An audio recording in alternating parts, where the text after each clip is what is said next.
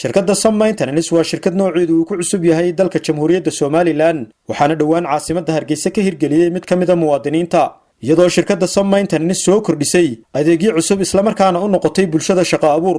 Shirkaddan ayaa bixisa adeegyo kala duwan oo ay kamid yihiin dhanka dib u habeynta iyo dayactirka guryaha, sidoo kalena bixisa talooyin ku saabsan dhanka mashaariicda dhismaha. Engineer Ilyas Maxamed Jaamac Kinyati, aasasaha shirkadda dayactirka iyo dib u habeynta guryaha ee Sun Maintenance, ayaa waxa uu ka warramay ujeedada shirkaddaasi uu u aasaasay iyo sidoo kale adeegyada ay bixiso.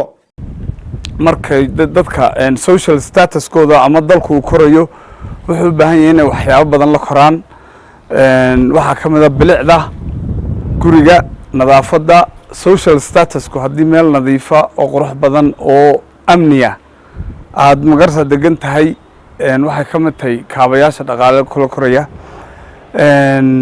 waxaa nagu kalifay in aanu aragno baahi badan oo loo qabo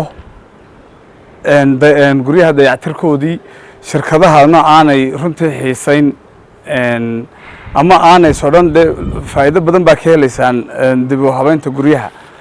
waxa kalaanu qabanaa adeegyada kalaanu qabanaa waxa weeye guryaha marka shirkad kale maadaama haddaad u dhibatidoo kale quality control baan ku samaynaynaa. waxaan odhanayaa saas maaha, saas ka daayo. building codekii caalamka ayaanu magartaa ku jeegaraynaa hadduu ilaahay baydankeeda leeyahay. iminka gurigan oo kale waxaa biyo badan buu cabay isagoo fooqa adigu ilaa 15 sano ayuu dhisnaa. guryaha noocanna lifeline-koodu waxa weeye ilaa 100 sano inaanay dhaqaaqin. laakiin dadkeennu waxaan rabnaa marka ugu horeysa inaanu baro maalinta gurigaaga farta laga qaado qiimihiisu maalintaa hoosunbuu dhacaya, kor ma kaco. markaas seebaad gurigaaga qiimihiisa uu kor ugu bixi karaa. geesta kale Ilyas Maxamed Jaamac Kinyati ayaa sharaxaad ka bixiyay adeega dayactirka guryaha iyo sidoo kale ahmiyadda uu leeyahay.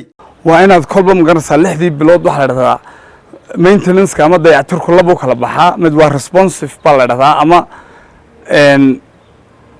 gargaarka degdega oo kale oo waa marka uu magaraysaa la ka baqtiyo ama muraad jabto waa inaad markii wax ka bedeshaa. midna waxa la yiraahdaa plan maintenance, waxa la sii qorsheeyo kale oo sanadkiiba inaad rinjeysid labadii sanaba ama 3 sanada suuliga ka bedeshid. waxyaabaha labadaas oo kala baxaan. marka dalkeenu concept-kan ama fikraddan way ku cusubtay. gudoomiyaha shirkadda Sun Maintenance ayaa ugu dambeyn waxa uu ka warramay hiigsigooda ka shirkad ahaaneed, waxaana uu fariin u diray macaamiisha inaanu markastaba adeeg hufan dad professional oo wax bartay aanu magarsa ku soo dhaweynayno. inay qiimeynteedu ay magarsa aan lacag laga qaadayn ee meel shay yiraahdaan waxba ka jira intaan tagno aanu soo qiimeyno, aanu annaku bixino injineerka tagaya batroolkiisa iyo salarigiisaba.